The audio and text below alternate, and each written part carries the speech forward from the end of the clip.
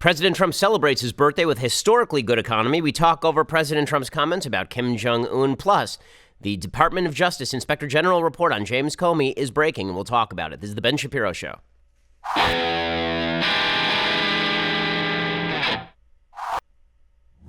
Okay, really busy news day today. I mean, a lot of news breaking like right now, and we will go through all of it in just a second. But first, I want to talk to you a little bit about the fact that you need some money, right? Like, I know that you probably have something that you want to do, some work around the house, you got to pay off some credit card bills, and you need some sort of short-term loan. You need some sort of swing loan that is going to make you able to get through the next couple of weeks or pay for that project that you've been putting off. Well, that's what Lending Club is for. With Lending Club, you can consolidate your debt, pay off your credit cards with one fixed monthly payment. Since 2007, Lending Club has helped millions of people regain control of their finances with affordable fixed-rate personal loans. You don't have to go to a bank, and there's no high-interest credit cards. You just go to lendingclub.com, and you tell them about yourself and how much you want to borrow. Pick the terms that are right for you, and if you're approved, your loan is automatically deposited into your bank account in as little as a few days. They're the number one peer-to-peer lending platform, over $35 billion in loans issued. All you have to do to check them out is go over to lendingclub.com/Ben. You can actually check your rate in minutes and borrow up to $40,000. And again, these are going to be lower rates than getting a high-interest credit card for sure. Lendingclub.com/Ben. That's lendingclub.com/Ben. Again, all loans made by WebBank, member FDIC, equal housing lender. Check it out, lendingclub.com/Ben to see if you're qualified for a loan that is quick and easy and available to you. Lendingclub.com/Ben. Go check it out for loans up to $40,000. Alrighty. So let's talk a little bit about the fact that so it's President Trump's birthday. Today's President Trump's birthday. And President Trump is 72 years old today, which is pretty amazing. I mean, the guy is the oldest president ever elected, and he is fit as a fiddle and ready for love. I mean, President Trump is obviously an energetic dude, and he's celebrating a good birthday. I mean, let's be real about this. The President of the United States is having himself an upswing in the polls, and there are a lot of elements where the president looks really good. So this is a great story for him today. The Federal Reserve just raised its outlook on U.S. economic growth on Wednesday. The median real GDP forecast rose to 2.8%, up from 2.7% for this year. There were no changes for 2019 and 2020. Economic activity has been rising at a solid rate, according to the Fed's statement, marking an upgrade from moderate in the previous statement. Also, there is a report out today, put out by Jim Pethokoukis, all about how there were banks that were now revising the growth estimates for the last quarter up dramatically, all the way up to 4% from 2.8%. So what we are seeing here is a booming economy. This is the quote from JP Morgan, actually. On the heels of this data, we now estimate real GDP is expanding at a 4.0 annual rate in Q2, up from our prior estimate of 2.75, almost twice the 2.2% growth rate experienced in Q1. I'm old enough to remember when it was considered crazy when President Trump suggested that he was going to get the annual growth rate up to 4 or 5% of GDP. And now it's happening. Right now it appears to be happening. So that is great news for the President of the United States. Obviously, the North Korean summit is also very good news for the President of the United States, at least in terms of public relations. The public is very happy that President Trump did this. They think that maybe, just maybe, this will open us up to a new world. We'll talk a little bit about that in a bit, what it is that is being opened up here, whether, in fact, President Trump has opened negotiations that will lead to denuclearization of the North Korean peninsula, or whether what we are really talking about is another sort of plan that President Trump has in mind. I want to talk about that in a little while. Plus, in sort of hilarious news, you recall that President Obama spent an inordinate amount of time attempting to bring the World Cup to the United States. So he cut a video in 2009. He talked with Sepp Blatter, who was the head at that point of FIFA, the World Cup, about bringing the World Cup to the United States in, I believe it was 2022. Well, now it turns out that the administration that got it done is actually the Trump administration. Now, the Trump administration was involved in sort of covert ways, right, in quiet ways, but they put together what's called the United Bid. The United Bid was a bid for the World Cup between Canada, Mexico, and the United States. And that group is going to host some 80 World Cup games.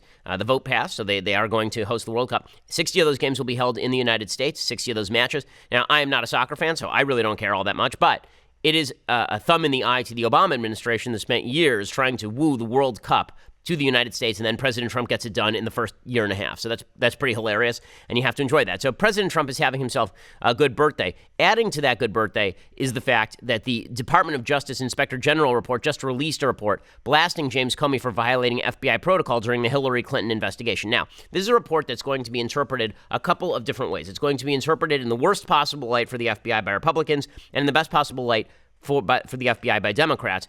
Here's what the report actually says. So on Thursday, Bloomberg News got the early scoop on the DOJ Inspector General's report on the actions of the FBI during the 2016 election cycle with regard to the investigation into Hillary Clinton's misuse of her email server. So according to Bloomberg, the report's conclusion from Inspector General Michael Horowitz, you remember this guy is the same one who recommended the prosecution of former Deputy FBI Director Andrew McCabe for leaking information in an unauthorized fashion to the press. So he has a pretty good track record of calling things out when he sees them.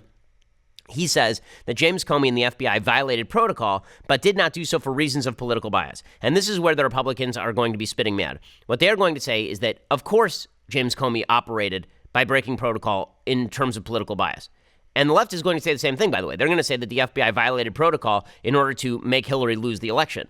Everybody's going to attribute to James Comey and the FBI political bias. I think there is political bias, but not quite in the way that people think the political bias works. So people think political bias means that Comey liked Hillary or Comey liked Trump. I don't think that's the political bias at work here. I think the political bias at work is that James Comey wanted to exonerate Hillary Clinton, knowing that that's what the DOJ wanted him to do. And at the same time, he didn't want the FBI slandered with the idea that the FBI had been ordered by the DOJ to clear clear all of this, he also didn't want the DOJ to look corrupt. So instead, he took it on his own shoulders.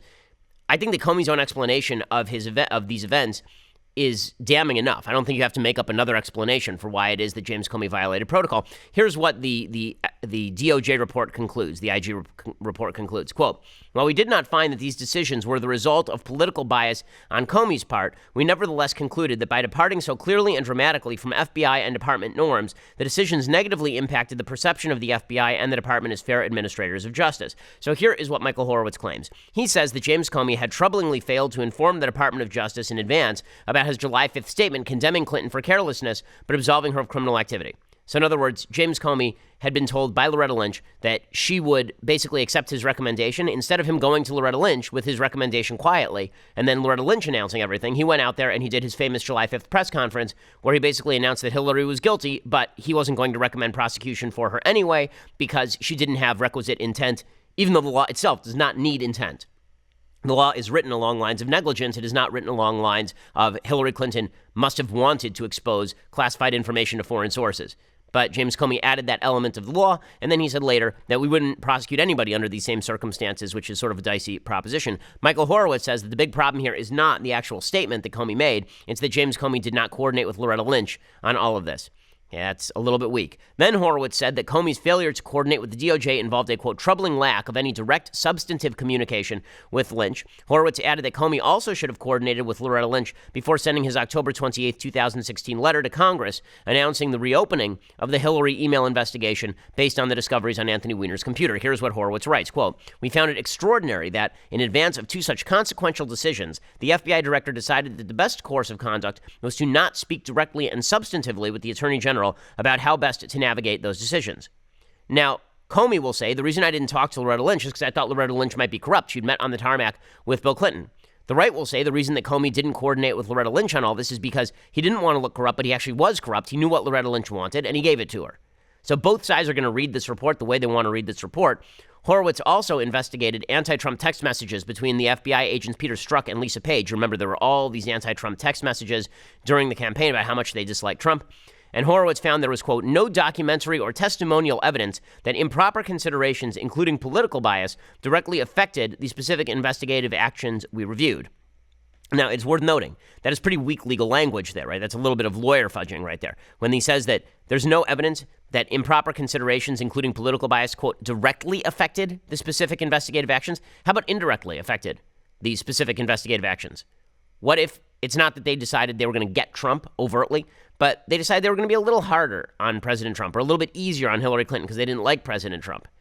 Right? That's a little bit of wiggle room in the language. Horowitz said the conduct by these employees did cast a doubt over the entire FBI investigation. So as I say, it's easy to look at this report and see how Republicans come to the conclusion that Comey acted politically, how Democrats come to the conclusion that Comey acted politically, because after all, Comey did more damage to Hillary Clinton than he did to Donald Trump during the campaign itself.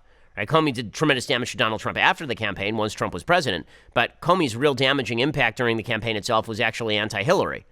It was the reopening of the investigation in late October that damaged Hillary Clinton, right about the time that she needed to surge in the polls, and instead she faded in the polls so dramatically that she ends up losing the election. So Democrats are going to claim that the report is biased. Republicans are already claiming that the report is biased. There are a bunch of Republican congresspeople who have put out a letter to the director of the inspector general of the DOJ asking for drafts of the report. They want to make sure that it was not watered down. So here is what Andy Biggs, Ron DeSantis, and Matt Gaetz write. They say, "We are concerned that during this time, people may have changed the report in a way that obfuscates your findings. Per Congress's oversight authority, we request you supply your original drafts along with the final published form. Unfortunately, over the past year, the DOJ has repeatedly fought requests by Congress to produce documents related to this investigation, and when the DOJ actually provided documents, the materials have been heavily redacted. Past and present DOJ officials have asserted security concerns, even though the documents we have seen do not legitimately contain these issues. We have every confidence your investigation and report has been thorough and accurate. We request the various drafts." So they want the drafts of the report. They think that Jeff Sessions and Rod Rosenstein over at the DOJ had some sort of impact on Michael Horowitz's final report in this Inspector General report. And I don't blame them for being suspicious. After all, Sessions and Rosenstein have not been forthcoming with documents that have been subpoenaed by Congress. At the same time, I don't really blame the DOJ for being suspicious of Republican congresspeople who've been leaking as much as they can to the press at the first available opportunity and sometimes taking things out of context. This is why I've been saying for a long time, President Trump should just declassify everything he can possibly declassify. The President of the United States does have the executive authority to declassify as many materials as he wishes. They are in the executive branch. I want to see all of them. I want to get to the bottom of this. I think everyone else does too, and I think that these secondhand reports are not nearly as useful as our ability to peruse the documentation ourselves. Okay, so in just a second, I want to talk about another piece of breaking news that is not as good for President Trump. So this IG report is pretty decent for President Trump. It says Comey acted badly. That's going to be enough for President Trump to go after him. There's a piece of bad news for President Trump I want to talk about in just a second. First, I want to say thanks to our sponsors over at Dynatrap. So summertime is officially upon us, and the only thing more annoying than Nancy Pelosi and Chuck Schumer and the mainstream media are flies and mosquitoes and other insects invading your home. As it gets hotter, these insects want to come inside where it is cooler, and that is why you need Dynatrap. Dynatrap is the leading manufacturer of outdoor mosquito and insect traps, and now they've just created the indoor Dynatrap Fly Light. The Fly Light looks like a subtle nightlight. It plugs into any indoor outlet. And the Dynatrap Fly Light works day and night to attract and trap flies, mosquitoes, and other pesky insects, and it definitely works. We were getting sort of all the bugs coming in during the summer, and I have a couple of Dynatraps. I put them around my house, the palatial Shapiro estate, and it really took care of the bug problem right quick. I've been using that Dynatrap Fly Light for a couple of days now, and it is pretty insane how many flies are actually in your house that you have not really thought about, but you will find them now that you have the Dynatrap. There is nothing more embarrassing and gross looking than you have people over for dinner and there's a bunch of flies buzzing around. So instead, get Dynatrap. Go to Dynatrap.com, Dynatrap.com, and enter promo code DailyWire and receive 15% off any of their products. Again, that's Dynatrap.com, Dynatrap.com, and enter that promo code DailyWire and you receive 15% off any of their products. Dynatrap is the safe, silent, simple solution to household insect control. Go check it out today. Okay, so meanwhile, in a piece of not so great news for President Trump on his birthday, the New York Attorney General, who is wildly anti-Trump, wildly anti-Republican, right? The New York Attorney General is so anti-Trump and anti-Republican that after Dinesh D'Souza was given a pardon, you recall the New York Attorney General's office stumped for an end to quote-unquote double jeopardy rules that allowed Dinesh D'Souza to escape. Okay, the whole point of a double jeopardy rule is that once you've been pardoned, or if you're acquitted, you're acquitted. We don't get to try you twice for the same crime. The New York Attorney General's office said, we should create state laws that allow us to try you twice for the same crime, which is idiotic. So it's a very, very biased New York Attorney General's office. However, they did unveil a lawsuit against the Trump Foundation. They are now calling for the Trump Foundation to be forcibly shut down. The lawsuit was also launched against President Trump, Donald Trump Jr., Ivanka Trump, and Eric Trump. Their accusation is that the Trump campaign used the Trump Foundation itself as a goodie bag for various political purposes. So, according to the New York Attorney General, their investigation found that the Trump Foundation raised in excess of $2.8 million in a manner designed to influence the 2016 presidential election at the direction and under the control of senior leadership of the Trump presidential campaign. They say that in violation of state and federal law, senior Trump campaign staff, including campaign manager Corey Lewandowski, dictated the timing, amounts, and recipients of grants by the foundation to nonprofits. And then they include, for example, an email from Corey Lewandowski to the head of the Trump Foundation saying, Alan, is there any way that we can make some disbursements this week while we are in Iowa, specifically on Saturday, meaning it's in the middle of the campaign? Can we make some foundation charitable contributions in Iowa because we're in the middle of the campaign, right? That's pretty damning stuff, and that is not useful to the Trump Foundation's claims of objectivity and separation. Now, do I think that these charges are being wildly overpublicized? Yes. Do I think that these charges are also somewhat selective in the way that charities run? Yes. And I'll explain that in just a couple of moments, but the New York Attorney General's office continues. The Trump Foundation also entered into at least 5 self-dealing transactions that were unlawful because they benefited Mr. Trump or businesses that he controls. They say these include a $100,000 payment to settle legal claims against Mr. Trump's Mar-a-Lago resort, $158,000 to settle legal claims against Trump National Golf Club, and $10,000 to purchase a painting of Mr. Trump displayed at the Trump National Doral. All these are taken a little out of context. I'm going to explain them in a second. In light of this misconduct and total lack of oversight, we are also suing to dissolve the Trump Foundation under court supervision and bar Donald Trump and other members of the Trump Foundation Board of Directors from serving on the board of any other New York charity. Now, does this seem overly harsh? It does. I'm going to explain why right now. So, the investigation into the Trump Foundation was launched in the middle of the campaign in June 2016. What caused this investigation to be launched? Well, in January, President Trump decided that he was going to skip a Fox News Channel presidential debate. You remember this. Megyn Kelly did a debate, and he didn't like the questions that he was being asked during that debate, and so President Trump decided to skip that debate. Instead, he counter-programmed the debate with a charity event for a charity fundraiser for veterans. Right? And the AG's office claims that this event was not designed to raise money for charity, but to benefit Trump politically. They say it was, quote, a Trump campaign event in which the foundation participated. The event was planned by the campaign, allegedly, with administrative assistance from the foundation. The real problem began when the foundation ceded control over the charitable funds it raised to senior Trump campaign staff, who dictated the manner in which the foundation would disperse those proceeds, directed the timing, amounts, and recipients of the grants. Trump used checks from photo ops with his presidential campaign slogan on the checks, for example. You can actually see their pictures of President Trump holding these giant blow-up checks, $100,000 to a veterans group, and on the bottom it says, Trump, make America great again. So it's a foundation being used for political purposes by the Trump campaign. Now, a lot of people on the right are immediately going to flash back to the Clinton Foundation, and the idea of the Clinton Foundation was basically a pass-through for the Clintons, that if you gave Hillary Clinton's foundation a bunch of money, suddenly you got a meeting with the State Department. Or if you were warm with the Clinton Foundation, suddenly the State Department, Hillary Clinton, they were pretty warm toward allowing the State Department to make deals with your particular company in a foreign country, or they started pushing particular policy.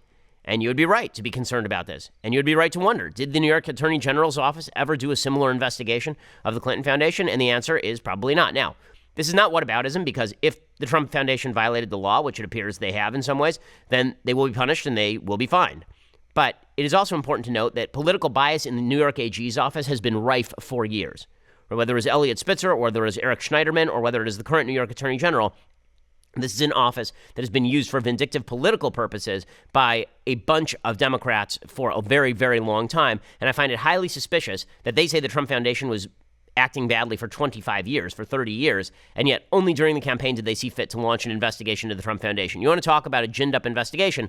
That looks like it. Now, again, does that mean that the Trump Foundation didn't act illegally? No, it looks like the Trump Foundation did act illegally. So, for example, Donald Trump personally directed foundation funds to be used to settle a lawsuit related to Mar-a-Lago. So Mar-a-Lago was sued in 2006 for some sort of zoning violation, and they were ordered to give $100,000 to charity, and Trump, instead of signing out of his pocket $100,000 to charity, told his foundation to give $100,000 to a different charity. Now, is that really all that corrupt, considering that Trump supposedly gives a fair bit of money to his own foundation? Well, I mean, again, if he gives money to his foundation and then he tells his foundation to give money to another foundation, in the end, a charity is receiving the money, right? The same thing is true in Iowa, right? In Iowa, there's a lot of complaints about he was doing this for political purposes, which is probably correct. Did the veterans receive the money, or did they not receive the money? I mean, they apparently received the money. There were complaints for a long time they were not going to receive the money. Now, again, it is also worth noting here that prosecutions of charities tend to be very selective. So I've worked with a number of 501c3s. Violation of the law in 501c3s is rife. Okay, it is rife. 501c3s are loosely handled. They are generally handled with not the proper amount of care. Major board organizations, organizations that have $100 million in the bank, $200 million in the bank, these are run really in accordance with the law because they can't afford an audit. But a lot of smaller organizations, like the Trump Foundation, run sort of haphazardly and conveniently. And it's easy for people to get caught up in the haphazard and convenience of it, and they just use it how they want to use it. And then there's a violation of the law. Does this mean that Trump is deeply corrupt? Something horrible happened here? All of the payments that were made from the Trump Foundation were made to other charities on behalf of Donald Trump and the Trump Foundation. So do I think this is the end of the world for President Trump? I don't. Is it a prosecution that has some legs? Yeah, it probably does. I mean, it'll probably stand up in court. It is just worthwhile noting that the New York AG's office seems they seem rather pumped up about this investigation as opposed to other investigations of charities that they have done before. Again, if these same allegations were made about the Clinton Foundation, I assume people on the right would be fully up in arms. But I also think that it is worth looking at the extent of the violations here, and the extent of the violations here does not appear to me to be supremely grave. You're talking about $10,000, $100,000 here and there, and again, money given from one charity to another charity, yes, for Trump's personal benefit, but unfortunately, I know too much about charities to be particularly perturbed about this set of charges. Okay, meanwhile, President Trump continues to push forward on the North Korean summit and the after effects of that. We'll talk about that in just a second. But first, I want to talk about your target practice. Okay, so the fact is you probably don't go to the range often enough. Okay, 42% of American households have a firearm, with 3 in 5 receiving formal firearms training, but an even smaller percentage regularly practice with the weapon they would use in a self-defense situation. Like my wife and I, we don't go to the range all that much, right? We own a 9mm and we own a shotgun, and we don't go to the range all that much because we have 2 kids. Who has time to go to the range? Well, that means that if you're not practicing, you're probably getting to be a worse shot, right? You're not keeping up with the times, and that is why iTarget exists. Also, ammo is expensive. I mean, when you go to a range, it gets really expensive. Well, so there's something called the iTarget Pro. The iTarget Pro is the coolest, most fun thing. So here is what it is. They use your actual gun so you can become proficient with the firearm you're actually going to use in real life. You use your smartphone, and the proprietary app uses a laser in place of the bullet and will detect exactly where your shots are landing. The way that it works is you have something that looks like a bullet. It actually has a laser inside. You load it into the chamber of the gun so that it is firing directly down the line of where you are firing, and then you're essentially firing at a screen. Your phone can pick it up and evaluate exactly how you're doing in terms of your shooting. So you can practice home defense, you can test different angles, you can maximize your tactical advantage in your own home, and you can do it with your personal firearm. So you get more and more familiar with the firearm that, God forbid, in an emergency situation, you might have to use. Right now, you can save 10% with the offer code Shapiro when you purchase the iTarget Pro system. I'm using it. I'm going to get my wife to use it as well. And it is supremely easy to set up. I mean, very easy to set up and very easy to use. You can save money, time, take your skill to the next level safely and effectively. There are folks in our office who are legitimate, like, target shooting champions, and they use iTarget Pro at home. That is the letter iTargetPro.com. Use promo code Shapiro and save 10% with the offer code Shapiro when you purchase the iTarget Pro system. It's a lot of fun. It's really cool. It'll make your shooting better, and it is safe. I mean, you're not firing anything, so it's absolutely safe. Alrighty. So, meanwhile, President Trump continues to forge ahead with this North Korean summit fallout. And I want to talk a little bit about what President Trump's goals are with regard to North Korea. So there's been a lot of talk about denuclearization.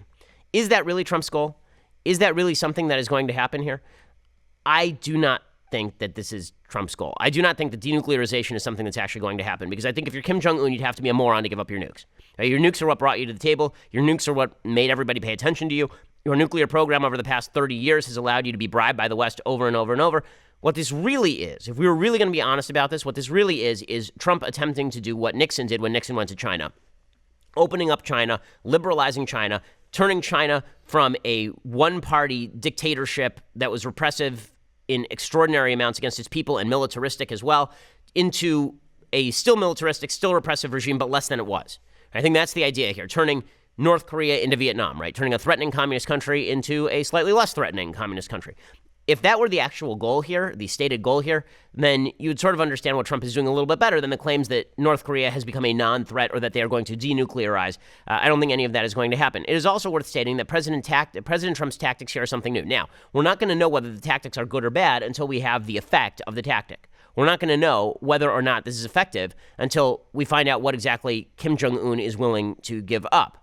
But the president is taking a very high-risk tactic here, and his high-risk tactic is that he is going to flatter Kim Jong-un into liking him. He's going to flatter Kim Jong-un into believing he can be part of the family of nations. I'm not a big believer in this tactic. I wasn't a big believer in this tactic when President Trump did it with Iran. When President Obama did it with Iran, when he said, these are the moderates. The mullahs, that we're going to put them aside. The moderates in Iran will be elevated by involvement in the world economy, globalization. The hilarity of this sort of position, actually, is that President Trump's position, he's very anti-globalist, but he's essentially saying globalization and integration into the world economy is going to make North Korea more moderate.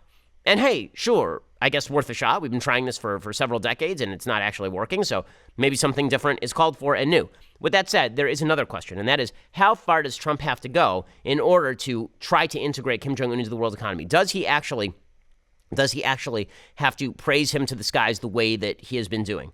Because some of the stuff that President Trump has been saying is just, I mean, there's no other way to put it. It's immoral. Okay, so President Trump was asked by Bret Baier about the North Korean dictator, and here's what President Trump had to say about Kim Jong-un. You were asked in the press conference a number of different times and different ways about human rights, and that you called this relationship really good and that he was a very talented person.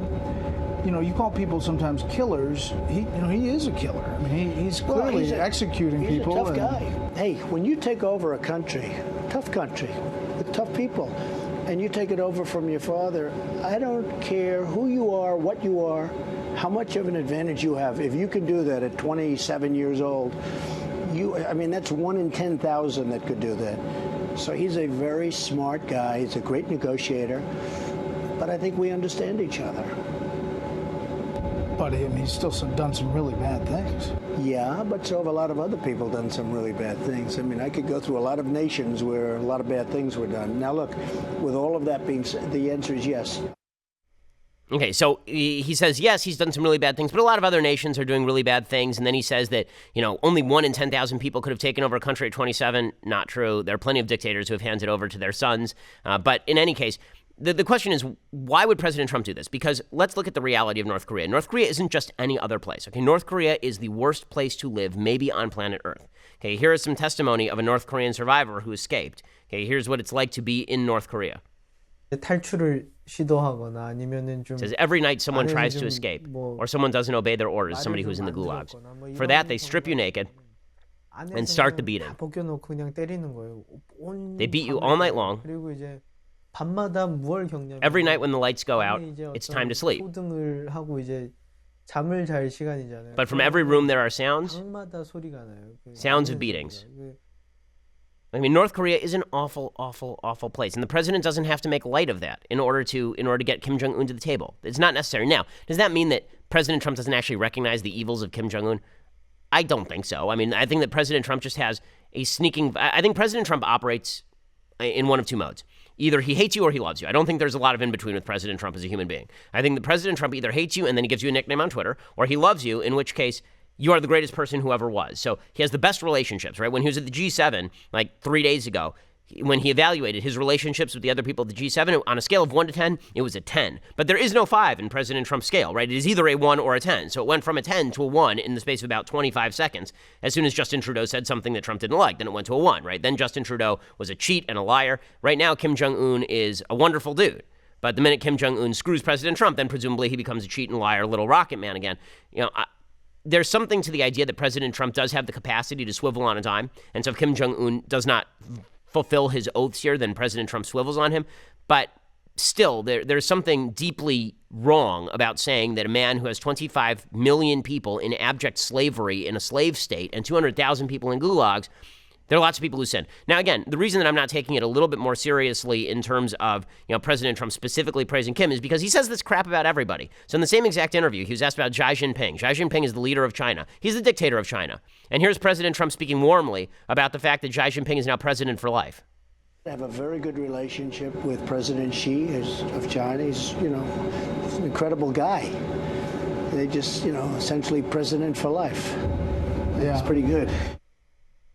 Well, it's not pretty good. He's the head of the Communist Party. There's no democracy in China. It's not pretty good. I mean, it's like saying Muammar Gaddafi. He's been president there for like 30 years. Pretty good. Saddam Hussein, been there for a long time. Pretty good. No, of course it's not pretty good. But the predicate to his answer about President Xi is that he thinks that President Xi is a good guy. So if President Xi is a good guy, then everything that he does is good. And President Trump did exactly the same sort of thing with regard to Vladimir Putin. You'll remember during the election cycle, he was asked by Bill O'Reilly that Vladimir Putin's a killer, and Trump said, well, we kill lots of people too. Now, this is President Trump's version of realpolitik.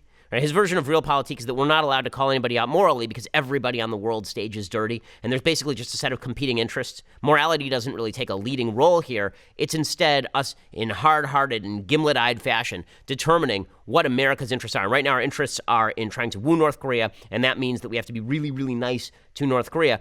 I have problems with this particular approach, which I'll explain in just a second. First, you're going to have to go over to dailywire.com to subscribe. So for $9.99 a month, you get the rest of my show live, you get the rest of Klavan's show live, the rest of Knowles' show live, and you can ask me questions when you are a subscriber. For $99 a year, you get the annual subscription that comes along with the leftist tears, hot or cold tumbler, the very finest in all beverage vessels. We are traveling today, so I've brought my invisible beverage vessel. It is incredible. I mean, when you travel, it disappears. Maybe it doesn't, but I won't tell you it's a secret. In any case, the fact is that When you become a subscriber, you also get to send us questions, and we do have an episode of The Conversation coming up next week where I will answer your questions for the entire hour. So you can send in your questions when you go over to the Conversation page and enter those questions there. When you're a subscriber, everybody can watch, but only subscribers get to ask their questions and have those questions answered. Also, go over to iTunes. Please go over to YouTube and subscribe. We have a Sunday special that is coming up starring Michael Shermer, the editor of Skeptic Magazine. We talk about God and atheism. He's a militant agnostic/atheist, and I, of course, am a very religious human.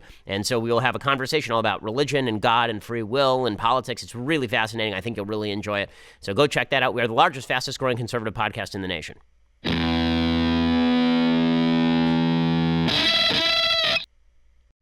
So the going perspective seems to be that when President Trump says stuff, it's just him saying stuff. So if President Trump says nice stuff about Putin yesterday, whatever, he says stuff. Because, as I've said before, he's a dude who says a lot of stuff. President Trump says many a thing. And, that could frankly go on his epitaph. After 120 years, when the president finally has a gravestone, then, it could say on it, Donald Trump, the man, said a lot of things. Okay, because that's President Trump's shtick. And I think everybody in the United States has learned to discount these things. But on the international stage, people don't automatically discount what it is that you're saying. They take what you're saying a lot more seriously. And so when President Trump starts praising dictators, it gives dictators a feeling that they can get away with things. And the way that you know this is that Barack Obama did exactly the same thing with Iran, and Iran proceeded to get away with things. Barack Obama did the same thing with Vladimir Putin. Putin proceeded to get away with things. George W. Bush, by the way, did the same thing with Putin when he said that he looked into Pooty Poot's eyes and he saw his soul. And then Vladimir Putin promptly decided that he was going to invade Georgia, right, the neighboring country of Georgia. Right? The dictators, bad people, aggressive people, they tend to react to warmth as though that warmth is a sign of weakness. I liked it much better when President Trump was being aggressive. Now, here's something I'll point out. If you're very fond of when President Trump was being aggressive, I'm not sure how you're very fond of when he is not being aggressive anymore. To the extent that he's not being aggressive. So, for example, President Trump, when he was meeting with Kim Jong-un, this video just came out. It was revealed actually by the North Korean media, which is just wonderful. And it is a picture of President Trump saluting a North Korean general. Right now, you recall when President Obama bowed before the Saudi kings, and everybody went nuts. Right, I was one of the people who said, like, "What the hell is this?" When President Obama bowed to, I think it was the Japanese premier, and everybody went nuts. Like, why is he running around the world kowtowing to people? Well, here's the president of the United States who, instead of shaking the hand of this North Korean general, is going up for the salute. Like, you shouldn't be saluting generals of tin pot dictatorships who keep their people in abject poverty and slavery. That's not a good idea. Now, again, the argument is that this is all pragmatism, that in the end, moral signaling doesn't matter. I don't think that's true. The reason I don't think that's true is because one of the things that helped bring down the Soviet Union was the fact that we had something called Voice of America in Europe. For folks not all that familiar with the history, we had something called Voice of America in Europe. In the Soviet Union, you were forbidden from listening to Western media. You could not get Western media. You couldn't see Western papers. You couldn't listen to Western radio. So we bootlegged radios into the Eastern Bloc, into the Soviet bloc, and then we would broadcast Voice of America, and we would talk about how great America was and how terrible Soviet Russia was and how Soviet Russia was repressing you, and if it weren't for Soviet Russia, your life would be so much better. Part of that was designed to let people on the other side know that we were on their side, right? To let people who were living under this dictatorship know that we were on their side. If you're in North Korea, there are a lot of bootleg radios in there. Okay? There are a lot of bootleg pieces of technology in North Korea. Wouldn't it be good to know that the president of the United States is not fomenting your dictatorship, that the president of the United States is trying to weaken that dictatorship? Now, the president can't openly say that, but at the very least, the president shouldn't be praising the dictator. It does have an impact on the people who are living inside the country. It also has an impact on the other countries in the region, which are now being told essentially that they should not isolate North Korea any longer. They should preemptively de-isolate North Korea, and this is somehow going to fix things. Now, I guess the question is, what do you think is the most realistic possible outcome here? If you think the most realistic possible outcome is the liberalization of North Korea into a quasi-China state, then maybe all of this works out. Even so, I'm not sure why you need the fawning language from President Trump, even though I don't think President Trump means it. I think President Trump, as I said, this is how he negotiates. He flatters you until you say no, at which point he clubs you. But if your goal here is sort of the liberalization of North Korea, I got to admit, I'm not a huge fan of this grand strategy typically. I understand the strategy. Maybe it's the best strategy that's available, but I'm not a huge fan. The reason I'm not a huge fan is because I'm not sure that Nixon made the right decision in actually liberalizing China, because I'm not sure China was liberalized. Right? China is a more powerful threat on the world stage today than they were in 1970. In 1970, they were a poor rogue state run by Mao Zedong, who had murdered 40 million of his own people, and we proceeded to engage in a tremendous amount of commerce with them. That may have liberalized their economy. It may have gotten some people out of poverty, all of which is good. But the Communist Party is still running the place as a repressive dictatorship. Maybe the better strategy would have been to do to China exactly what we did to the Soviet Union, which is you cut them off at the knees, you are belligerent, you build up your arms, you suggest that you're not going to allow them to expand their sphere of influence, and then you wait for them to collapse from within. Maybe it turns out that by giving money to dictatorships, you're actually strengthening the dictatorships. I see the arguments both ways. I'm not going to say that my argument is dispositive or that my argument is the only one that's being made. And maybe President Trump is totally right and I'm totally wrong on all of this. Time will tell.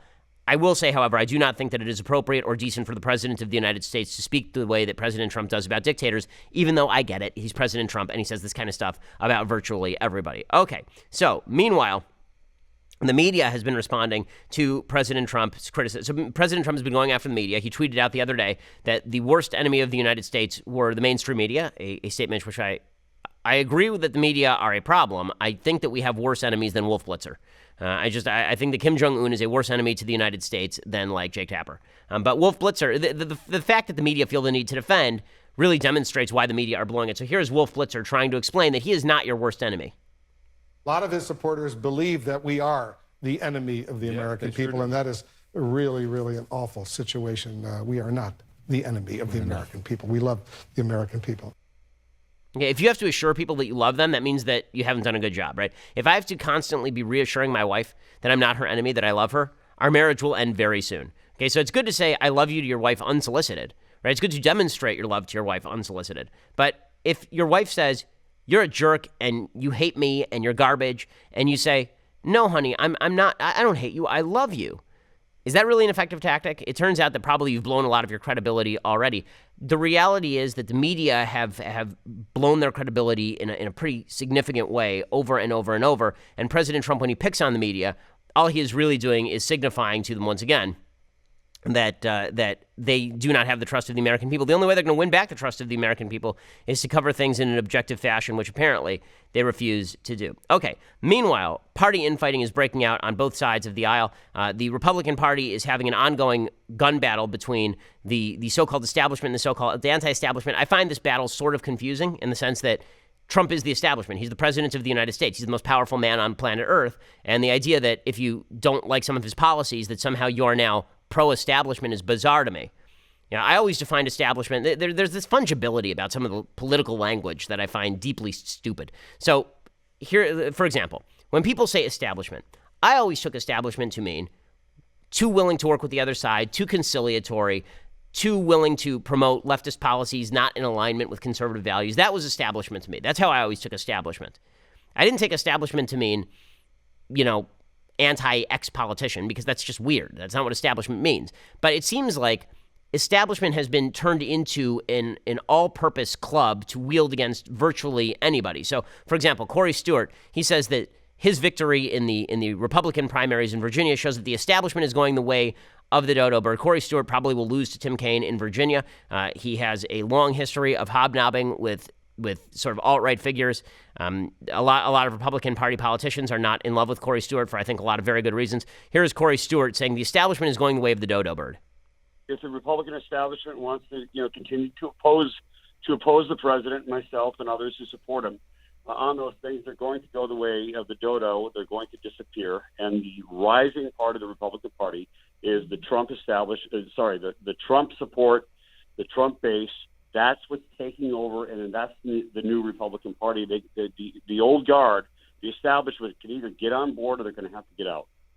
Okay, the establishment is Trump. Okay, Trump runs the party. He runs it with a pretty iron hand. Okay, the head of the GOP, right? The head of the RNC is Romney McDaniel, right? Romney McDaniel, and she came out with a statement yesterday, right? She actually tweeted out in pretty incredible terms. I want to find her exact tweet so that I can read it to you because it's pretty astonishing. So Ronna McDaniel, who you'll recall actually used to call herself Ronna Romney McDaniel, and then Trump asked her not to use her maiden name Romney because he found it insulting, and so she just changed it on behalf of the president of the United States, which, if that doesn't show you the power of President Trump, I'm not sure what does. She tweeted this out yesterday. She tweeted out, here it is. Sorry, let me grab it. She tweeted out, that if you do not follow President Trump, complacency is our enemy. Anyone that does not embrace the Donald Trump agenda of making America great again will be making a mistake. Anyone who doesn't embrace the Trump agenda, listen, I love a lot of the Trump agenda. I think a lot of the Trump agenda is just great. I've been very, very positive about President Trump's political agenda for the last year and a half. I've said that I think that it's the most conservative year and a half of governance I've ever seen. But I'm not a fan of this whole, Donald Trump is the king and we must all bow before him, because I'm not the fan of doing that with any politician. I think we ought to praise him when he does something good, and we ought to criticize him when he does something bad. But if the idea is that he is not the establishment, I'm not sure where you are getting that. So we have all of these terms that have now been twisted to mean whatever people want them to mean. So that's the fight inside the Republican Party. Meanwhile, the Democrats continue to be as stupid as they possibly can. A Democratic candidate has now run one of the most painful and yet hilarious campaign ads in history. He's a Democratic candidate for the House of Representatives in Colorado. His name is Levi Tillman, and he's running against Jason Crow. He says that he says that the best way to stop school shootings is to arm schools and teachers with pepper spray. And in his campaign ad, he sprays himself with pepper spray to show how effective this strategy would be. I'm calling on Congress to stop talking past each other and try something new. Empower schools and teachers with non-lethal self-defense tools like this can of pepper spray. Trust me, this will stop anyone in their tracks. And then he sprays himself in the eyes with pepper spray. And then he has to dunk his head in vats of chemicals to stop it. And now I just can't see anything. And then he describes how terrible it is. He says there are more than 300 million guns in the United States, as this guy is now soaked in soap. I'll go to the mat for our kids and community, not Washington insiders and corporations. And now he's running a hose over his eyes. I barely see anything. I just see light. I see white. I see the outline of the tree. Non-lethal school defense is part of the solution. Oh my God. I hope the Democrats continue to run on these platforms forever and never stop doing it. All Democrats, please spray pepper spray in your eyes to own the cons. My goodness gracious. So whatever problems we're having inside the Republican Party, at least we're not spraying ourselves in the face with pepper spray in order to demonstrate that our agenda is apparently superior. Well done, rando Colorado Democrat. My goodness. That's almost literally cutting off your nose to spite your face. It's literally blinding yourself in order to demonstrate that President Trump is wrong about guns. Well, just pretty amazing stuff. Okay, time for some things I like and then some things that I hate. So the thing I like today, I was on a plane yesterday because I'm doing my show from Dallas today, where I'm speaking at the TP USA event, and I was able to watch a movie called The Death of Stalin. Now, I will admit, when I saw the preview for Death of Stalin, I was not necessarily enthralled because I thought this was going to make light of the Soviet Union. I thought that what it was going to do was it was going to make light of one of the most monstrous regimes in the history of the world. And instead, the movie is spectacular. I think it is the best movie that's been made in maybe the last 5 years. It really is that good. Here's a little bit of the preview. Stalin's dead. He's dead. Stalin is dead! Oh my God. Our general secretary is lying in a puddle of indignity. He's feeling unwell, clearly. I want to make a speech at my father's funeral. No problem. Technically, yes, but practically. When I said no problem, what I meant was no problem. Ignore me. Stalin would have wanted the committee as one. All those in favor? Carried. Okay, so the preview makes it look like just an outright comedy. The opening scene of the film, like the first 3 minutes of the film, is taking place at a concert where Stalin calls the person who is the head of the radio broadcasting facility, and they're playing a Mozart piano concerto, and he calls up the guy, and then he says, "I want a recording of this," and it turns out the guy has not been recording it, and so he forces everybody back into the theater, essentially at gunpoint, and then makes them replay the entire concerto and applaud because he doesn't want to be shot by Stalin. I mean, the opening scene of this is Stalin with all of his cronies handing out death lists and people being dragged out of their apartments and shot. So the comedy is a darker than dark comedy. And the whole point of this is that everybody who was there was just an evil, evil human being. These were evil human beings, and that the cult of personality is really dangerous. If you want to understand what North Korea really looks like, then this is actually a pretty good indicator, right? Better than sort of the overt, silly comedy of Team America. You want to know what North Korea really looks like? Watch The Death of Stalin. That's probably what North Korea is most like. The movie is tremendous. I can't recommend it highly enough. All the performances are just terrific. And, I mean, they do not pull their punches. I mean, this movie does not pull its punches. What a terrific film. So go check that out, The Death of Stalin. I believe it's available on Amazon right now. Okay, time for a couple of things that I hate.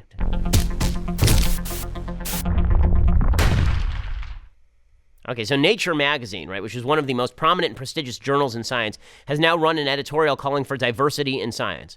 Why, you might ask? Do the skin colors and sexual orientations of scientists matter? Aren't we mostly interested in the objective, verifiable, and replicable results of experiments? No, shut up, you bigot. What we're mostly interested in is whether your doctor's black or not. That's what we're really interested in. So the editorial says, lab groups, departments, universities, and national funders should encourage participation in science from as many sectors of the population as possible. It's the right thing to do, both morally and to help build a sustainable future for research that truly represents society. Listen, I'm fine with more scientists of all ilk. We need more scientists. We need more people who know what they are doing and researching and making the world a better place. But then they say this, okay? Remember, this is in a science journal. Quote, a more representative workforce is more likely to pursue questions and problems that go beyond the narrow slice of humanity that much of science is currently set up to serve. So in other words, if you have a black set of researchers that are going to research different questions than white researchers, do they present any evidence for this whatsoever? Of course not. Here's their example. Widening the focus is essential if publicly funded research is to protect and preserve its mandate to work to improve society. For example, a high proportion of the research that comes out of the Western world uses tissue and blood from white individuals to screen drugs and therapies for a diverse population. Yet it is well known that people from different ethnic groups have different susceptibility to some diseases.